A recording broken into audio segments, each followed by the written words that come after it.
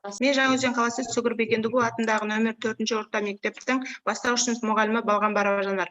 Осы біліктілікті арттыру барысында қысқа мерзімді жоспарды меңгергенімді математика пәнінің 4-ші сыныбына құрып отырмын. Сабақтың тақырыбы көп таңбалы сандарды жазбаша қосу және азайту. Бөлім 1 сандар және өлшемдер. Бөлімше 1-2 сандар мен амалдарды орындау. Ортақ тақырып елімізге саяхат жасау. Оқу мақсаты 4-1-2-8 көп таңбалы сандарды жазбаша қосу және азайту алгоритмдерін қолдану. Осы оқу мақсатынан саралып 3 сабақ мақсатын құрдым. Бірінші, көп таңбалы сандарды қосу және азайтудың алгоритмін түсінеді. 2, көп таңбалы сандарды жазбаша қосу мен азайтуды есепке шығаруды қолданады. 3, қосып азайтудың жазбаша тәсілдерінің көмегімен шешілетін көп таңбалы сандарды қолдана алады. Смарт оқу мақсаты нақты, сабақ мақсатына сай әртүрлі тәсілдерді қолданады, тапсырмалардың ерекшелігіне сай беріледі, уақыт тиімді пайдаланылады. Осы педагогикалық әдіс тәсілдерді қолдандым. Құндылықтар, кері байланыс, ресурстар, тілдік мақсат, 3 тілділік акты қолдану. Белсенді әдісі, жұптық жұмыс, ойлану жұптас бөліс әдісі. Сабақтың мақсаты көп таңбалы сандарды жазбаша қосу және азайтуды есепке шығаруды қолданылды. Екінші тапсырма, ойлау деңгейі, түсіну талдау, нұсқалық мәтінді есепті шығаруда көп таңбалы сандарды жазбаша қосу және азайт. А жұбы, ең арзан билет құнын табады, баған түрінде шығарады. Б жұбы, ең жылдам жүретін пойызды табады, ең жылдам жүретін пойыздың купесіне бір ересек адамға және бір балаға арналған билет бірге неше теңге тұратынын табады. С жұбы, пойыздың ересек адамға және бір балаға арналған билет құнын табады. Ойлан тап әдісінің тиімділігі, бұл әдістің тиімділігі екінші тапсырмада жұптық жұмысты орындай отырып, үлгеру төмен оқушылардың қажеттілігін ескереді. Жұптық жұмыстың тиімділігі, олардың әрқайсысының деңгейіне анықтай аласың. Оқушылардың ізденіске баулып, шығармашылыққа белсенділігі артады. Білім алушыларды қалыптасатын дағдылар, көп таңбалы сандарды жазбаша қосу және азайтуды есептеуге үйрету. Есептеу дағдыларын, ой өрісін, логикалық ойлау қабілетін, жұпта жұмыс істей білу дағдыларын дамиды. Саралау тапсырма тәсілі. Бірінші тапсырмамды алдым, топтық жұмыс. Топтық жұмыс ойлы болсаң озып көр әдісі. Коммуникативті дағды, тыңдалым, айтылым, жазылым. Ойлау деңгейі, білу, түсіну, қолдану. Сабақтың мақсаты сандарды жазбаша қосу мен азайтудың алгоритмін қолдану. А тобы өрнектерді баған түрінде жазады және есептейді. Б тобы өрнектерді баған түрінде қосады және азайтады. С тобы өрнектерді баған түрінде қосады. Саралау тәсілінің тиімділігі. Саралау тәсілінде топпен талқылай отырып, көп қажет ететін оқушыларды мұғалім тарапынан көмек көрсетіледі. Білім алушылар дағдылардың қалыптасатын дағдылары саралау тәсілінде әр оқушы өз қабілетіне қарай топ алдында өз ойын толық айтуға, өз бетінше тұжырыммен айта білуге дағдыланады. Критериалды бағалау. Критериалды бағалау 1-2-8 көп таңбалы сандарды жазбаша қосу және азайту алгоритмін қолдану мақсатын алдым. Көп таңбалы сандарды қосу мен азайтудың алгоритмін түсінеді. 2 көп таңбалы сандарды жазбаша қосу мен азайту есептер шығаруды қолданылады. 3 қосып азайту жазбаша тәсілдерінің көмегімен шешілетін көп таңбалы сандарды қолданылады. Критериялы бағалаудың тиімділігі оқушы мен мұғалімнің арасында кері байланысты қалыптастыруға, оқу барысында қиындықтарды табуға, білім алушыны әділ бағалауға мүмкіндік береді. Критериалды бағалауға 3-ші тапсырмамды алдым, ол жеке жұмыс, кім жүйрік әдісі. Коммуникативті дағды, тыңдалым, айтылым, жазылу. Ойлау деңгейі, талдау, жинақтау. Ресурс, оқулық. Критериалды бағалаудың, мысалы, сабақтың мақсаты қосып айтудың жазбаша тәсілдерінің көмегімен шешілетін көп таңбалы сандарды қолдана алады. Бағалаудың критерийі көп таңбалы сандарды қосу және азайтуды баған түрінде шығарады. Нұсқалық шартын құрады, шешуін шешеді, жауабын табады. А оқушы Арманда 1000 теңге бар. Оның 850 теңгесі не топ алды. Арманда қанша теңге қалды? Б. Сайран дүйсенбі күні 2500 теңгеге сумка сатып алды. Сайран сенбі күні базарға барғанда сол сумканы 3200 теңгеге көрді. Сумка қанша теңгеге қымбаттаған? С. Оқушы Талғат 15400 метр қашықтықта орналасқан көрші ауылға бару үшін жолға шықты. Ол 3050 метр жолды атпен және 10500 метр жолды велосипедпен жүріп өтті. Қалған жолды жаяу жүрді. Арман қанша метр жолды жаяу жүрді? А оқушының дискретті есептің шартын құрады, арманда қанша теңге қалғанын табады, азайту амалын қолданады. В оқушы есептің шартын құрады, сумканың қанша теңге қымбаттағанын табады, азайту амалын қолданады. С оқушы дескриптор есептің шартын құрады, атпен велосипедпен жүрген жолды табады. Жаяу жүрген жолды табады, қосу мен азайту амалдарын қолданады. Қалыптастырушы бағалау мен кері байланыстың тиімділігі білім алушыға өз оқу туралы қорытынды жасауға және нәтижені жақсарту үшін керекті шешім қабылдауға ықпал етеді. Дескриптордың тиімділігі білім алушы нені білетінін, не істей алатындығын білуге мүмкіндік береді. Кері байланыстың тиімділігі білім алушы өз-өзін бағалап үйреніп, өз білімінің жетіспеушілігі мен артықшылығын біледі. Өзі әрі қарай қалай даму керектігін біліп отырады. Қалыптастырушы бағалауда кері байланыс: мен білдім, мен не үйрендім, мен не оқыдым, мен үшін қиын болғаны, менің көңіл күйім туралы айтады. Ақшам сабақты жоспарлауға ықпалы: оқу бағдарламасы, оқу жоспары, белсенді оқу әдістері қалыптастырушы бағалауды бір-бірімен байланыстыра отырып, саралау әдісін тренерімізден үйрендім, және де осы ықшамдау сабақты көмек берген Барақова Айнұр көмектесті. Саралау әдісі тиімділігін түсіндім, әріптестермен тәжірибе алмастық, іздену арқылы жаңа ақпарат алдым. Мен Жаңаөзен қаласы 20-ші орта мектептің бастауыш сынып мұғалімі Баракова Айнұр Базарбайқызы. Мен осы білім мазмұнын жаңарту курсында қысқа мерзімді жоспар құруға математика пәнінің оқу бағдарламасымен таныса отырып, 2-ші сыныпқа 11 санының құрамы тақырыбын алып отырмын. Ортақ тақырып: менің отбасым және достарым. Бөлімше 1-2 сандар мен амалдар орындау. Сабаққа негізделген оқу мақсаты: 2-1-2-4. Бір таңбалы және 2 таңбалы сандарды ондықтан аттап қосу кестесін құру, білу және қолдану. Бұл оқу мақсаты әмбебап мақсат болғандықтан және де 2-ші сыныптардың 1-ші тоқсанда көбейту амалымен таныс болмауына байланысты, мен бұл мақсаттың 2-1-2-4 бір таңбалы сан құру, білу және қолдану кестесін таңдауда басымдық беріп отырмын. Бағдарлама талаптарына сәйкес жалпы оқудан жеке оқуға көшуге байланысты оқушыларымның оқу мақсатымды 3 сабақ мақсатына сараладым.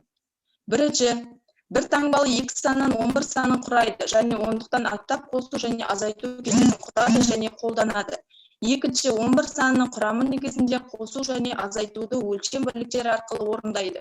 Үшінші, қысқаша жазылу бойынша есеп құрастырады және шығарады, сызбасын пайдаланады. Осы аталған оқу мақсатыма жету үшін мен бұл қысқа мерзімді жоспарды құруда көптеген тиімді педагогикалық әдіс-тәсілдер қолдандым. Пәнаралық байланыс, әдебиеттік оқу және дүниетану пәндерімен пәнаралық байланыс болды. Ресурстарым: интербелсенді тақта, санамақтар, үйшік пішіндер, қалам, оқулық, жұмыс дәптері тағы басқа. Үштілділікке тоқталдым. 11-11 тілдік мақсатым толық ондықтар туралы түсіну, акты қолдану, бейне үзік ынтымақтастықта жеке жұптық топтық жұмыстарды арқылы бірін-бірі қолдау көрсетуге баулу. Дағдылар: тыңдалым, айтылым, оқылым, жазылым. Смарт жоспарым: нақты өлшемді, қолжетімді мақсат алдым, шынайы, уақытқа сыйымды. Және де келесі: осы курста интербелсенді оқыту әдістерімен таныстым.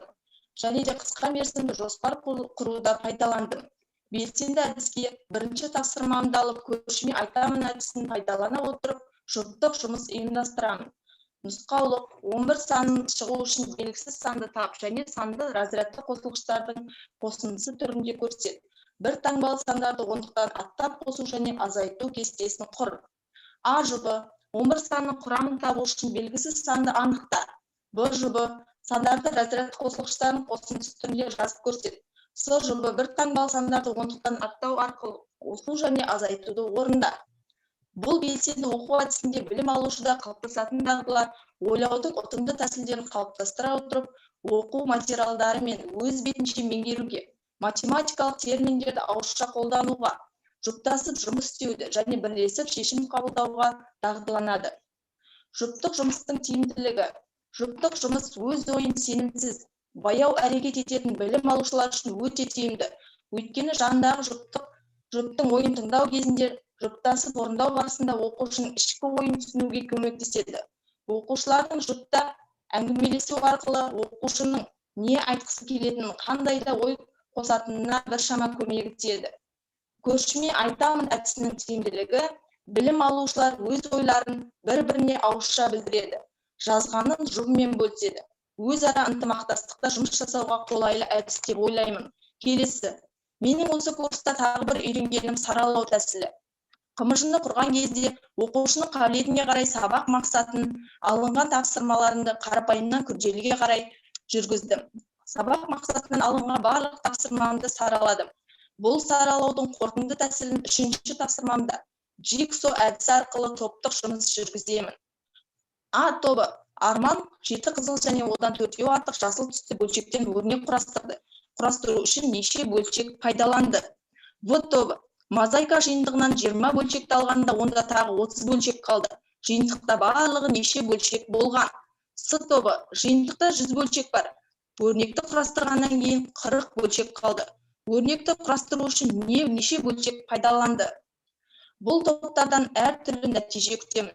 Бұл жердегі топтық жұмыстың тиімділігі білім алушылар бір-біріне жолдастық достық қарым-қатынастары дамиды. Берілген материалдарды бір-біріне көмектесе отырып толық меңгереді. Идеялар алмасып сенімділік байланысының орнығуына көмектеседі. Қорытынды тәсілінің тиімділігі барлық оқушылар бірдей тапсырманы орындаса да олардың нәтижелері әр түрлі болады. Жалғыз дұрыс жауаптың барысында жұмыс істеуден гөрі оқушылар өздерінің мықты және әлсіз тұстарына қарай жауап береді. Және де топтық жұмыста пайдаланған Jigsaw әдісінің тиімділігі көлемді мәліметтер мен мағлұматтарды оқушылардың өздігінен игеруге және бірін-бірі оқытудағы бағытталған тиімді тәсіл деп ойлаймын. Келесі. Осы бағдарламаны оқу барысында критериалды бағалаумен кеңінен таныстым. Оқу мақсатын пайдаланып, шығарған сабақ мақсатына мынандай бағалау критериясын құрадым.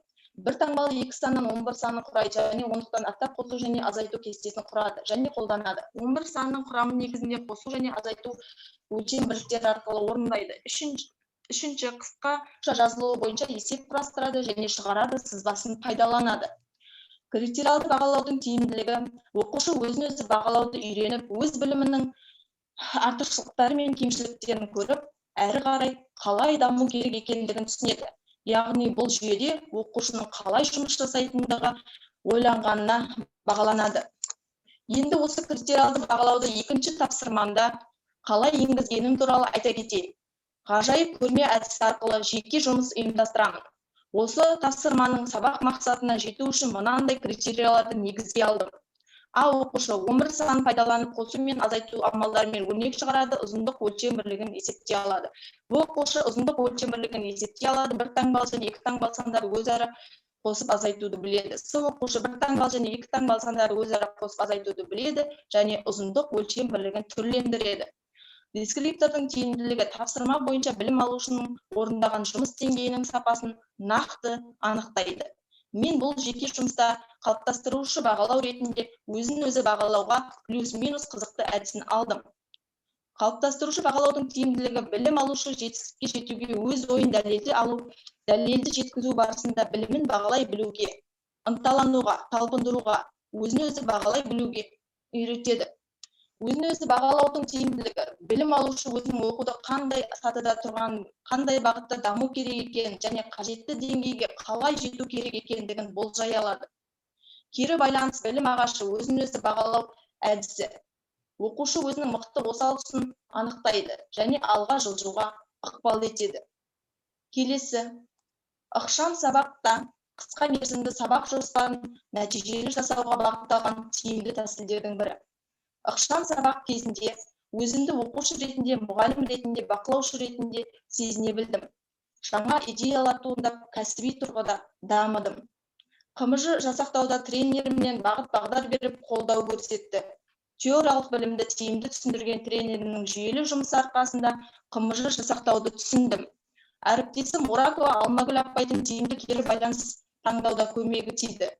Алдағы уақытта өз тәжірибемде жұмыс жүргізуде қысқа мерзімді жоспарды құруда тиімді оқыту әдістерін қолданамын және әріптестеріммен бөлісуді мақсат етіп отырмын.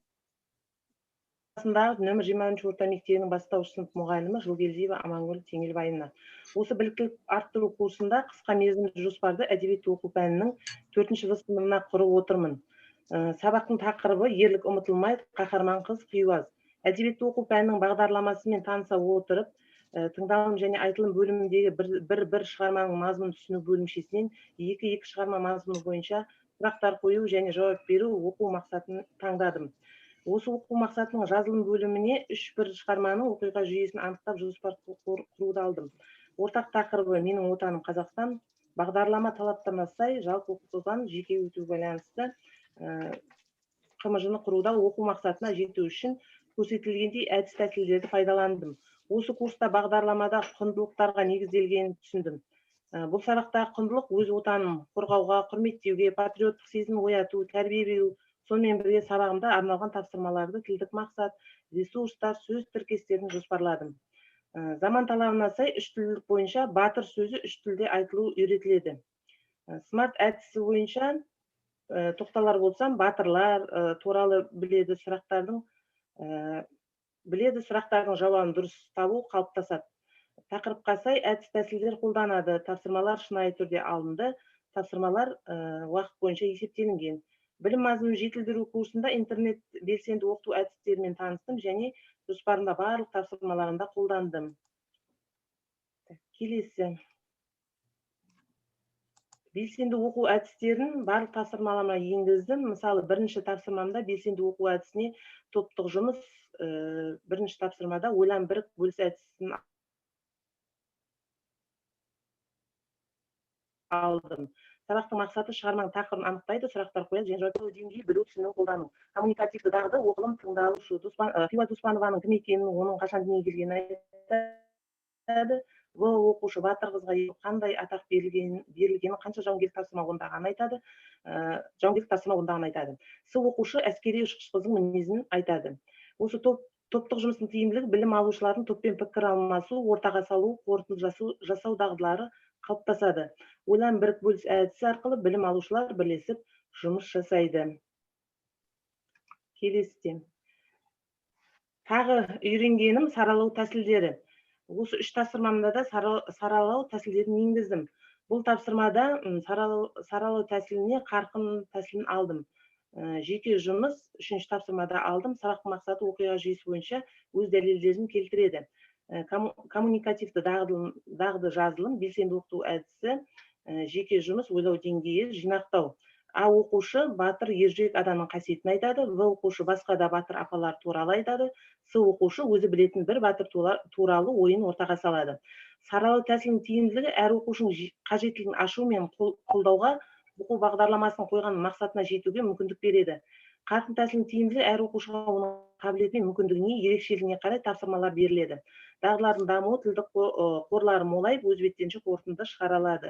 Енді осы жаңағы саралау тәсілдерінде А оқушыға жеңіл, В оқушыдан күрделі, С оқушыдан одан да жоғары нәтиже күтемін.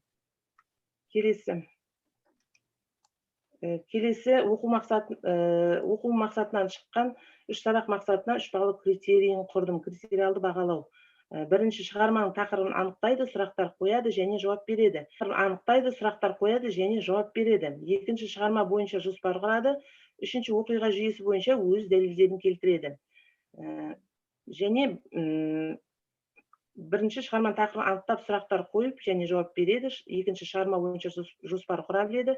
Үшінші оқиға жүйесі бойынша дәлел келтіреді. Осы критериалды бағалаудың тиімділігі сабақ мақсатындағы тапсырмаларды орындай отырып оқу мақсатына жетеді. Келесі. Екінші тапсырма алдым. Белсенді оқыту әдісі жұптық жұмыс, ойлан жұптас әдісі бойынша коммуникатив дағды жазылым. А жұбына батырлық, ерлік туралы мақал мәтел жазады. В жұбы шығарма бойынша жоспар құрады. С жұбы мәтіндерде ұшқыш Хиуаз бен бала Хиуаздың ұнаған қасиеттерін кестеге жазады. А жұбында дескриптор батырлық, ерлік туралы мақал мәтел жазалады. В жұбында шығарма бойынша жоспар құралады. С жұбы ұшқыш Хиуаз бен бала Хиуаздың ұнаған қасиеттерін кестеге жазалады. Енді осы жерде дескриптордың тиімділігі оқушы жұмысын, дескриптор дегеніміз оқушы жұмысын бағалайтын тұжырым. Қалыптастырушы бағалау, жұптық бағалау, шапалақтау әдісі бойынша кері байланыс, табыс баспалдағы әдісі, оқушы білемін, түсінемін, жасай аламын деген өздерінің түсінгендерін айтады. Келесі ықшам сабақтың әсері. Бұл жерде оқу мақсатын негіздеу кезінде сабақ мақсатын құруда, саралау мақсатында әдіс тәсілдер таңдауда қиындықтар болды. Тренерім қымжы құруды, саралау әдіс тәсілдерінің тиімділігін ұғындырды. Әріптесім Курсибаева Мираш әдіс тәсілдерді дұрыс пайдалануда көмек етті. Енді БМЖ оқу курсына оқу мақсатын дұрыс таңдай білуді, тиімді жоспарлауды, саралауды үйрендім. Сабақ жоспарлауда ықшам сабақтың нақты қадамдарға жету үшін тиімділігін білдім. Кері байланыстың оқу мақсатына жетуде көп ықпал ететіндігін білдім. Алдағы уақытта осы курстан алған біліммен тоқталып қалмай ізденіп, білімімді жетілдіріп, білім алушыларыма түрлі әдіс тәсілмен сабақ өткіземін деген сенімдемін. Назарларыңызға рахмет. Жаңаөзен қаласы нөмір 18 орта мектептің бастауыш сынып мұғалімі Еркеғұлова Айжан Жаулыбайқызы. Осы біліктілік арттыру курсында қысқа мерзімді жоспарды құруды меңгергендігімді 2 Б сыныбының әдебиеттік оқу пәнінен көрсеткім келеді. Сабақтың тақырыбы менің сүйікті тағамым Тоқаш Бердияровтың сусын туралы жыры.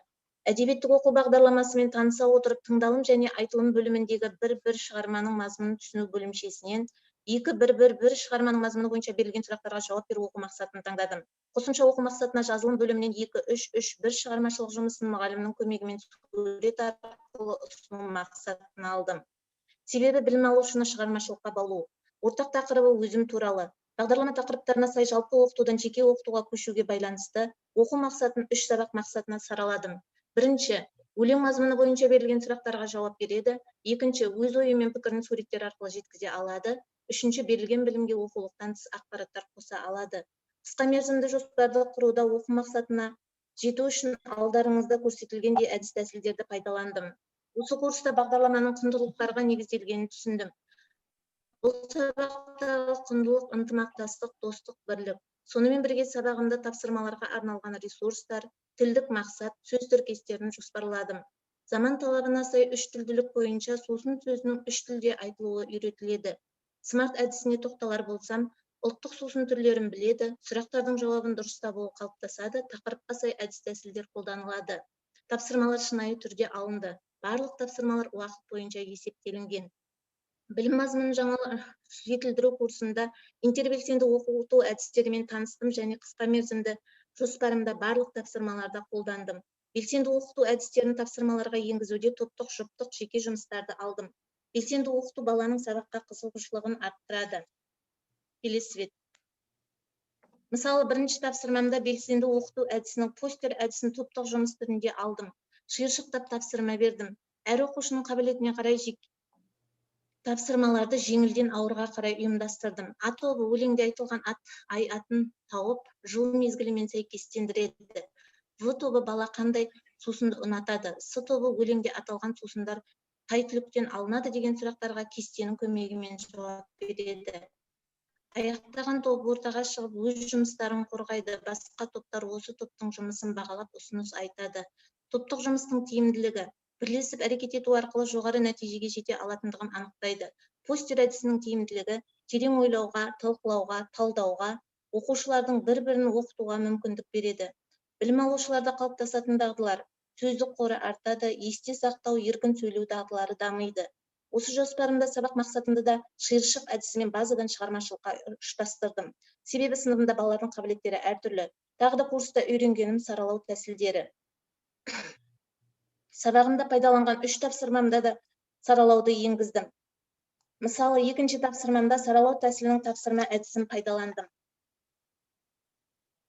Әр оқушының қабілеттеріне қарай тапсырмаларды қиындық деңгейі бойынша жіктей отырып, жұптық жұмыс түрінде тергеу әдісін ұйымдастырдым. А жұбы суреттерде мектеп асханасынан қандай тағамды алатынын жасыл түспен қоршап сызады. В жұбы өлеңді оқып сұрақтар дайындайды. С жұбы оқиға картасын толтырады. Бұл тапсырмамда мен А жұбынан жеңіл, В жұбынан күрделірек, С жұбынан жоғары нәтиже күтемін. Тапсырма әдісінің тиімділігі. Оқушының қажеттілігіне қарай түрлі кестелер мен тапсырмаларды жасауда. Сол арқылы білім алушыда жағымды оқу ынтасы қалыптасады. Саралап оқытудың тиімділігі білімді табысты игеруге, оқушының қабілетін және икемін дамытуға барынша қолайлы білім беру ортасын құрады. Сонымен бірге, осы курста критериалды бағалау туралы түсінік алып жоспарыма қостым. Оқу мақсатынан шыққан 3 сабақ мақсаттарына 3 бағалау критерийін құрдым. Бірінші, өлең мазмұны бойынша берілген сұрақтарға жауап береді, өз ойы мен пікірін суреттер арқылы жеткізеді, берілген білімге оқулықтан тыс ақпараттар қоса алады.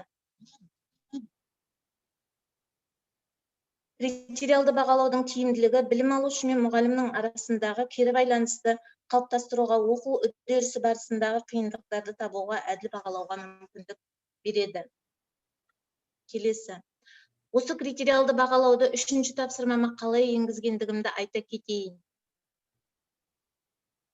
Тапсырманы жеке жұмыс түрінде ой қозғау әдісімен алдым. Критериалды бағалауын берілген білімге оқулықтан тыс ақпараттар қоса алады. Бұл тапсырмада оқушылар тамақтану ережесін толықтырады, құрастырады. Дескрипторы ережені толықтырады, тамақтану гигиенасын біледі. Осы тапсырманың қалыптастырушы бағалауы өзін-өзі бағалау плюс-минус қызықты әдісі. Өзін-өзі бағалаудың тиімділігі оқушы өз жұмысына баға беріп, өзіне сенімі артады. Сабақты бекіту мақсатында жабық сұрақтарды ұсынамын. Оның дескрипторы тамақты тойып жеу зиян екенін, ұлттық сусындардың дәрумендерге бай екенін біледі. Дұрыс тамақтанбаудың адам ағзасына зиянын түсінеді. Қалыптастырушы бағалаудың тиімділігі білім алушыларға өз оқуы туралы қорытынды жасауға және нәтижені жақсарту үшін керекті шешім жасауға ықпал етеді. Дескриптордың тиімділігі білім алушының нені білетінін, не істей алатындығын анықтауға мүмкіндік береді. Кері байланыс тиімділігі. Оқушы өзін-өзі бағалауды үйреніп, өз білімінің артықшылығы мен жетіспеушілігін көріп, ары қарай қалай даму керектігін түсінеді. Сабағымның соңында қалыптастырушы бағалауым 2 жұлдыз 1 тілек әдісі. Балалар сабақта өздеріне ұнаған 2 нәрсені және бір ұсынысын айтады. Кері байланысқа білім ағашы әдісін енгіздім. Сол арқылы мен ертеңгі сабаққа не керек екенін, не дайындау керек екендігін, қандай өзгеріс қажет екендігін түсінемін. Осы курс барысында әріптестерімен ықшам сабақтар өткіздік. Келесі бет.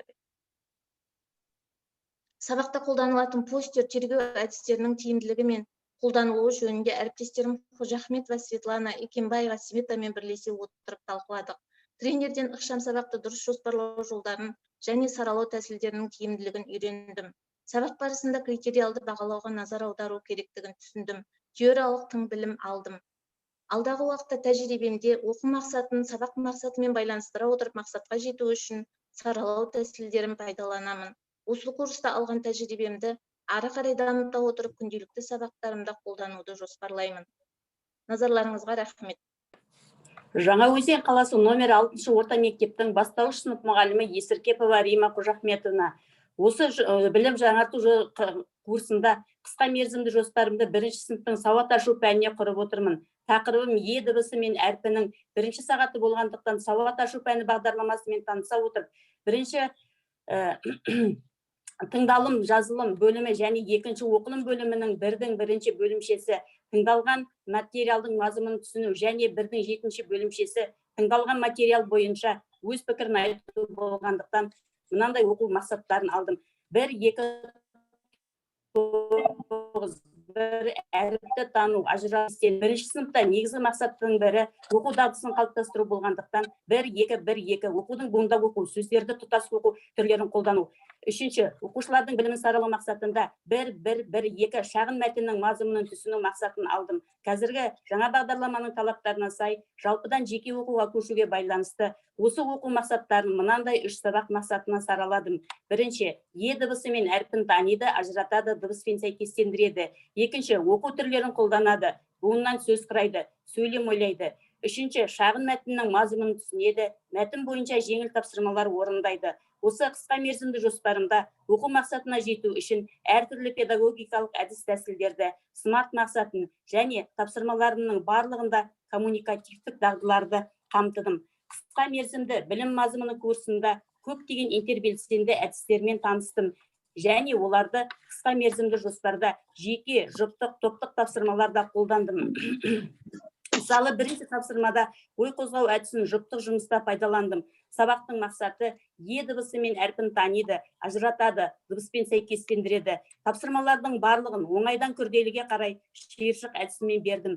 Бұл тапсырмада оқушылар тақтада берілген суреттерге мұқият қарайды, не бейнеленгенін анықтайды. Мысалы, ажыбы суреттегі заттардың атын атайды, қандай дыбыстан басталып тұрғанына мән береді. Ал бұжыбы болса, суреттегі заттардың атын атайды, буынға бөледі және оларға дыбыстық талдау жасайды. С тобының жұмысы көп суреттегі заттардың атын атайды, оларды атауларымен сәйкестендіреді және сөйлем ойлайды. Жұптық жұмыс оқушыларды бірін-бірі бағалауға, бір-біріне құрметпен қарауға, ойын ашық айтуға, жолдасымен бірге проблеманы ақылдаса отырып шешуге үйретеді. Ал ой қозғау әдісі оқушылардың сабаққа, жаңа білімге қызығушылығын, зейінін арттырады, оқушыны жаңа тақырыпқа дайындайды, бұрынғы білім мен жаңа білімді ұштастырады. Курста тренер саралау тәсілімен таныстырып, оны тапсырмалар беруде қалай қолдану керектігін де үйретті. Жоспарымда саралау тәсілін тапсырмаларымның барлық түрінде қолдандым. Сыныбымда төмен, орта, жоғары қабілетті оқушылар бар. Сондықтан мен тапсырмаларымды берерде базадан шығармашылыққа қарай жүрдім. Оған мысал ретінде 3-ші тапсырмам туралы айта кетейін. Бұл тапсырмамды топтық жұмыс түрінде алдым және қарқын тәсілін пайдаландым. Сабақтың мақсаты сөздердің ішінен е дыбысы бар сөздерді табады, мәтіннен сызбаға сәйкес сөйлемді табады, оқиды. Таңдалған әдісім көру арқылы тап. Емен ағашы мәтінін аудиожазбамен тыңдайды және мәтін ақыты тақтасында да көрсетіліп тұрады. А тобының тапсырмасы емен ағашы мәтінін тыңдайды, сынып бөлмесінен ағаштан жасалған бұйымдарды табады, аттарын айтады, бұйым атауларынан ішінде е дыбысы бар сөздерді анықтайды. Мысалға, еден, үстел, есік, тағы басқалары. В тобының тапсырмасы мәтіннен сызбаға сәйкес сөйлемдерді табады. Берілген сызбаға сәйкес еден, есік сөздерін қатыстырып сөйлем ойлайды. С тобы болса, мұғалім көмегімен еденнен жасалған бұйымдардың өмірде қажеттілігін әңгімелейді. Мәтіннен емен ағашының мықтылығы туралы сөйлемді тауып оқиды. Саралау оқытудың тиімділігі оқушылар қабылдау деңгейіне қарай әртүрлі деңгейдегі тапсырмаларды шиыршық әдісімен орындайды. Білім дәрежесі бірдей оқушылар әділ бағаланады. Оқушылар өз беттерімен қорытынды жасауға үйренеді. Менің саралау оқытудағы мақсатым шығармашыл, білімді оқушыларды анықтап, олардың шығармашылық қасиеттерін дамыту және дарындарын ұштастыру. Осы бағдарламада критериалды бағалау туралы жан-жақты мағлұмат алдым. Қысқа мерзімді жоспарда оқу мақсатына сай бірінші тапсырмаға е дыбысы мен әрпін таниды, ажырата алады. Екінші тапсырма тұтас оқи алады, сөйлем ойлайды. Ал үшінші тапсырмаға шағын мәтіннің мазмұнын түсінеді, мәтін бойынша тапсырмалар орындайды деген бағалау критерийлерін алдым. Критериалды бағалауды екінші тапсырмада бұлай жоспарладым және мынандай дескрипторлар дайындадым. Тапсырманы жеке жұмыс ретінде алдым. Бірінші сынып оқушыларының негізгі мақсаты оқу болғандықтан және сабақ мақсатына сай тізбектеп оқу әдісін алдым. Бұл тапсырмада А оқушы е дыбысына байланысты берілген буындарды оқиды және сол буындардан сөз құрайды. Дескрипторын бұлай құрдым. Бірінші буындарды дұрыс оқиды, екінші буындардан сөз құрай алады, ал бұл оқушы болса сөздерді буында оқиды және А оқушының құраған сөзіне сөйлем ойлайды. Оның дескрипторы бірінші сөзді буында оқиды, сөйлемді дұрыс ойлайды. Екінші С оқушы сөздерді тұтас оқиды және А оқушының құраған сөзін семантикалық картада белгілейді. Бұл тапсырмада оқушылар е дыбысының сөздің қай бөлігінде келіп тұрғанын білетін болады. Оның дескрипторы сөзді тұтас оқиды, е дыбысының сөздің қай жерінде келіп тұрғанын біледі. Дескриптордың тиімділігі мұғалім оқушының жұмыста қаншалықты дұрыс орындағанын бағалай алады. Берген білімнің қай тұстарын жақсы меңгергенін, қай жерінде олқылықтар бар екенін біле алады. Ал оқушы дескриптор арқылы нақтылыққа үйренеді және неше балл алғанын біліп отырады. Осы тапсырманы орындап болғаннан кейін қалыптастырушы бағалауды қолданамын. Ол жапырақтар әдісі. Жапырақтарды оқушыларға жапырақтардың түсіне қарай таңдатамын. Өздерін бағалатамын. Қалыптастырушы бағалау оқушының сабақтан алған білім сапасын, олардың білім алудағы олқылықтарын күнделікті түзеуге мүмкіндік береді. Оқушының өзін-өзі жұпта және топта бағалау дағдыларын қалыптастырады және бағалаудың нақтылығы мен артықтығына қол жеткізеді. Қалыптастырушы бағалау оқушы мүмкіндігін ашуға жол ашады. Сонымен қатар сабақтың соңғы бөлігі кері байланыстың да маңызы зор. Мен өз сабағымда кері байланысқа білім қоржыны әдісін алдым. Оған оқушылар дөңгелектер салады.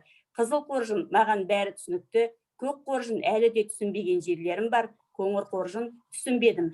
Кері байланыстың тиімділігі, оқушының түсіну деңгейін байқаймын. Ертеңгі сабақта қандай жұмыстар жүргізілетінді білемін және соған сай сабағымды жоспарлаймын. Ықшам сабақтың сабақты жоспарлаудағы ықпалы. Маған осы ықшам сабақты жоспарлауда тапсырмаларды құрастыру, сабақтың құрылымын жоспарлау қиынға соқты. Осы қиындықтарды шешуде мен әріптестерімнен және тренерден кеңес алдым. Сабақты жоспарлағанда тақырыпқа байланысты оқу мақсатын таңдау, одан сабақ мақсатын алуды, жаңа бағдарламаның әдіс-тәсілдерін, тиімді пайдалану жолдарын, оқушының деңгейіне қарай саралау әдісі тапсырмаларын тиімді құруды, қалыптастырушы бағалау тәсілдерін тренерім жан-жақты үйретті. Соның нәтижесінде сабақ өте қызықты өтіп, өз мақсатына жетеді деген ойдамын. Алдағы уақытта да ықшам сабақты жоспарлауда осы курста алған білімдерімді үнемі қолданамын және әріптестеріммен жұмыс барысында бөлісемін деген ойдамын. Назарларыңызға рахмет.